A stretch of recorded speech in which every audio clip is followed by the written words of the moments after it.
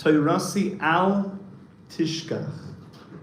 Shlomo Melech is actually speaking in the name of Hashem. He's speaking on behalf of Hashem, and he's saying, my son, as if Hashem is talking, my son, my Torah, don't forget it. We've moved to a new section here of the need to not just learn Torah, but not to forget Torah. Why would that be something exceptionally important? Don't forget Torah. It's interesting that there even could be such a thing as forgetting Torah. Why wouldn't it be that you learn it, you just know it? Such a thing as forgetting. There's also, Johnny. Could it also be alluding to almost undoing, like regretting, not just forgetting, like regretting doing a mitzvah? Like you think, oh, if I didn't do this mitzvah, then maybe I would have earned more money today. Is that also what it's alluding to?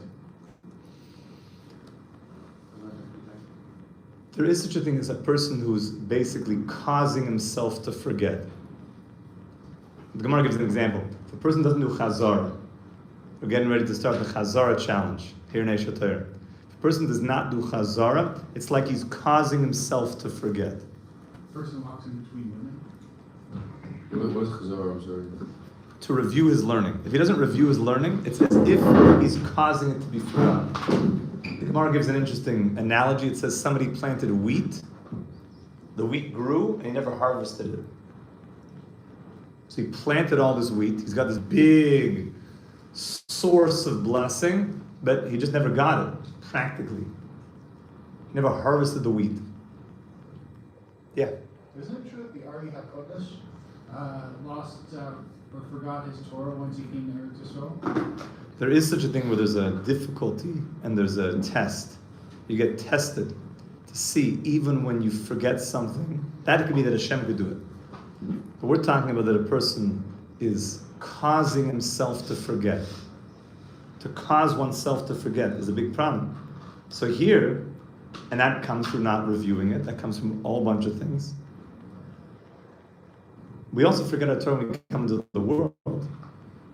Yeah, Moshe? I hope people that learn Daf Yomi Chazar it.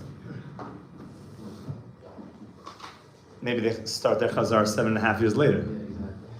So that's their taina.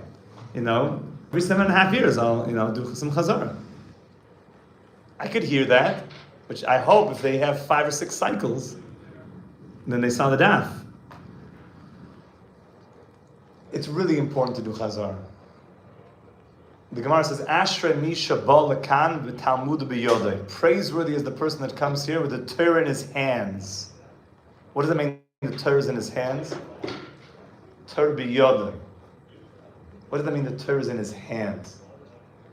He's ready to perform it, just learn it and think about it. He's in Shemaim though now. It means that when you have something in your hands, you've got it. When it's not in your hands, like, do you know you have it? I don't know where it is. If I'm holding something in my hand, I have it. It's mamish mine. I'm holding it in my hands. So when is it mamish yours? That you did chazara. You made moves. You mamish made moves. So Shlomo Melech is speaking and saying, in the name of Hashem, B'ni Toirasi al tishkach, whatever you do, don't forget my Torah. Umitzvoisai, and my mitzvahs, yitzor libecha, let your heart guard them. Which is interesting. Your heart guards the mitzvahs. So you don't forget Torah, but your heart has to guard the mitzvahs. What's the comparison there of not forgetting Torah and guarding the mitzvahs in your heart? It doesn't say where you don't forget your Torah. You would think seemingly it's the brain. So I'm moving from brain to heart here. Yosef. So, in the parak before, Shlomo Melech was teaching us that the way to acquire wisdom is through our ears and our heart. And the ears are the way that we receive the information, but the heart really helps us internalize it, takes the information to knowledge. So what does it mean that I'm making sure to guard the mitzvahs with my heart? I'm guarding the mitzvahs. The Torah is something I can't forget. So it says about the Torah that how often are you supposed to be learning Torah? Every day. Every day. How often? All the time. So when you're free is actually the right answer, but As much as possible. does it mean like I'm busy watching Netflix, so I'm not so free to learn? No, it means when I'm not doing a mitzvah that somebody else can't do, I have to do it. When I'm not doing that, then I should be learning. Now, also going to work, that's also a mitzvah, to be mefarnes my family. But if I'm not doing that, or I've done enough of it, so then what's the default setting of a yid? What should you be doing at every single free second? Learning Torah. V'gisa bo yomam v'layla. That really there's an obligation of Torah learning at all times. Unless you're doing another mitzvah. And then you're patur. It says you close the Gemaras.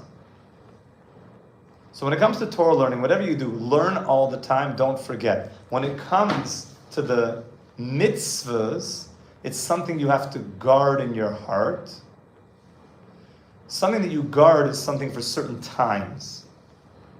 Because certain mitzvahs come at certain times. Make sure you guard that when it's time to put on tefillin, you get involved. When does tefillin start? Misha Yakir, 6:30. before Nate's. That's true, yeah. Before Nate's. The Kedushas Levi was famous that after he didn't put on tefillin for 7 days, 8 days of Sukkot, 9 days. That's crazy. Yeah, don't worry. The Zohar says that you don't wear tefillin on Chol HaMoed. Sephardi's do that. No, in Eretz Yisrael, not really. In Eretz Yisrael, No. there's a few people that, but we could talk about that another time. So even the guys that wear it all day don't wear No, Chol HaMoed. It's a big discussion. It really gets into the discussion of the Zohar and its primary role in Jewish life. And we see that Eretz Yisrael went with the Zohar. So that you do not wear tefillin on Chol HaMoed. So imagine the Kedushas Levi. He had not worn tefillin for 9 days. He's now getting ready, Isru Chag, after Simchas Torah. So he said he couldn't sleep because my ticking is coming. We're getting there. Any minute now. Whoop. It's an amazing. Are you pumped up like that? Like you guys all woke up this morning for your tefillin like that. Like I haven't worn tefillin since yet. I'm so excited. I'm guarding me putting on tefillin. Right? I tell you what was this morning. I'm sure Pasha, Kiddush the whole week. Oh, I'm pumped up. That's usually easier because it means eat after that. Lulav. There were Yidden, they could not Pasha sleep the first night of Sukkot because they knew they're about to shake the Lulav and Esrog. They were so hyped up the first moment that they could. I think there's a story of the Kedushas Levi and Sukkot, like he broke through glass to try to get his Lulav and Esrog, and he didn't even feel the shard of glass in his hands, he was just shaking the Lulav and Esrog. The tzaddikim have different rules. They live on a different plane of existence. I wouldn't suggest smashing through any glass to get your Lulav and Esrog. I think it's better to, somehow do it otherwise. Maybe a key, try to open it up. Try to maybe try to avoid it going into glass in the first place. But yes, if something like that would happen, then you would do what you can to make an extraction mission and get the lulav and esrog out of there. So when it comes to mitzvahs, you're being shomer them. You're being shomer. You're getting ready. I want to do the mitzvah. I'm getting pumped up. Every mitzvah, shofar. Shofar. Shofar. I was zoicha maybe one for sure time that Rabbi Shimar woke me up in a dream. He came to me in a dream. It was on the second day of Rosh Hashanah to blow the shofar. He came in my dream and he said, Moshe Chaim, it's time to blow the shofar. And I woke up and I looked. to my wife, I said, the Rebbe just woke me up. Below the shofar. It was like clear that I'm looking at you, Eliezer. Pasha, clear. Tzaddikim can come to people in their dreams. What does that mean? When the tzaddik comes, it's a good thing. It's very good. The Yenuka comes to people a lot. Yeah, I've done that. The Mamish comes. It's a big, just even to know, just even that, to just pause and think. That's pretty amazing that Hashem gave us tzaddikim, that if they need to communicate things to us, so that, yeah, they'll just come in your dream and just, let you know what's going on. So that was a feeling of like being shoymer, the mitzvah of shofar. Okay, the next pasuk is actually exceptionally famous. People sing this pasuk. They usually sing this pasuk when a Rosh Hashiva walks into the room. They have a whole song for this pasuk. They sing it at weddings. This is like when the biggest person you know walks in, so all the yeshiva guys will start singing this. Ki oirech yamim ushnois chayim. And they get all pumped. Ki oirech yamim ushnois chayim. They get pumped up. Oirech yamim ushnois chayim ve'yeshav. They pumped up. Oy chayim, chayim, oy chayim v'shovalai. Pumped up, the place going wild. 92,000 in MetLife, jumping up and down. Pasha. Mamish. So why is this the pasuk that they sing when a big tzaddik comes in the room? Why is it the pasuk that we need to learn how to sing when the Rosh Hashiva comes in the room?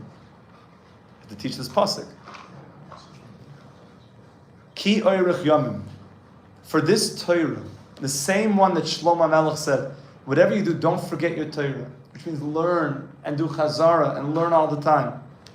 And the mitzvahs, whatever you do, guard them. That Torah, which you should be learning all the time, and that which everything we learned in the second chapter, it's going to protect you, and everything we learned in the first chapter of staying away from bad company, all of that.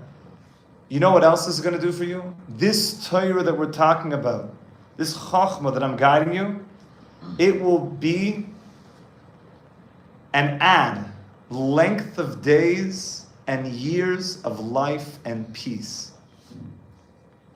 Which means when a tzaddik walks in who has this Torah, the presence of the tzaddik, who is like Torah, he's integrated Torah so much. That's what the Gemara says, an amazing thing. The Gemara says, these fools, when a Sefer Torah falls, God forbid, they run and pick it up. But if a Torah scholar falls, they don't necessarily run and pick him up. And these fools, that when a Sefer Torah comes into the room, everybody does what? Stands up. But when a big Torah scholar walks into the room, they may or may not stand up. The Torah is the Torah, but the Talmud Chacham became the Torah. That's a much higher darga. So when the tzaddik comes in, who became the Torah, how can I prove to you that he became the Torah? So the Gemara in Bracha says, very simple. King David's first psalm says, U'b'Torah Hashem cheftzai, and in the Torah of Hashem you will desire. U'b'Torah sai yegei yomam v'layla, and in his Torah, the guy's Torah, he will meditate on it day and night. So the Gemara says, I don't understand. There's a movement in the verse. There's Torah Hashem cheftzo, that God's Torah he will desire it, and then it says, and his Torah, the Torah scholar's Torah, he'll think about it day and night. Well, the Gemara says, what's going on? My heart. Is it Hashem's Torah? Or is it the Torah scholar's Torah? Make up your mind. David HaMelech, the first of the Tehillim. Is it Hashem's Torah? Torah's Hashem. But then the pasuk moves to the Torah Soyim, the guy's Torah. Is it Hashem's? Or does it belong to the person? So what does the Gemara answer? David HaMelech is telling you a secret. Before you learn the Torah, it belongs to Hashem. Once you learn the Torah, it's yours. It's Nathan's Torah. If you learn that piece of Torah, it's Yosef's Torah. You own it. So much of the Torah gives testimony, it's your Torah. You can sign your name on the bottom of it. If you know a piece of Torah, classic example, Shabbos is coming.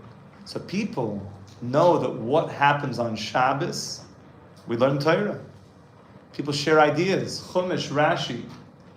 And you know that maybe you're doing a lo lishma because you want to go somewhere, you don't want to look like a fool, they're going to ask you to speak, and you want to have something intelligent to say.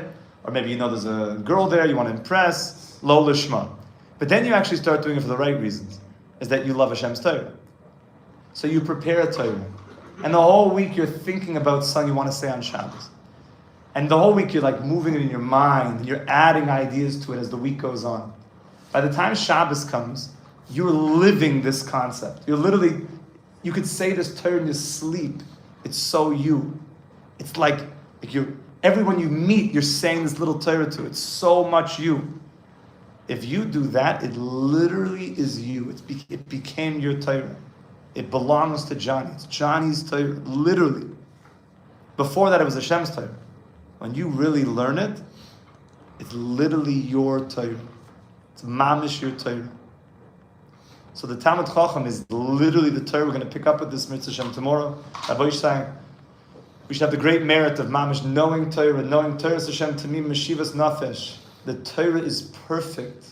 Meshivas nafesh, it restores the soul of somebody who has been troubled and has had a hard life. The Torah will restore your soul, your tired and weary soul. And Hashem bless us mamish, that we should have the Torah, and we should go from Torah Hashem to Torah, that we should own the Torah, should love the Torah, and with that will come and teach us all Torah. May it be speedily in our days. Wonderful day, Rabbi. I call to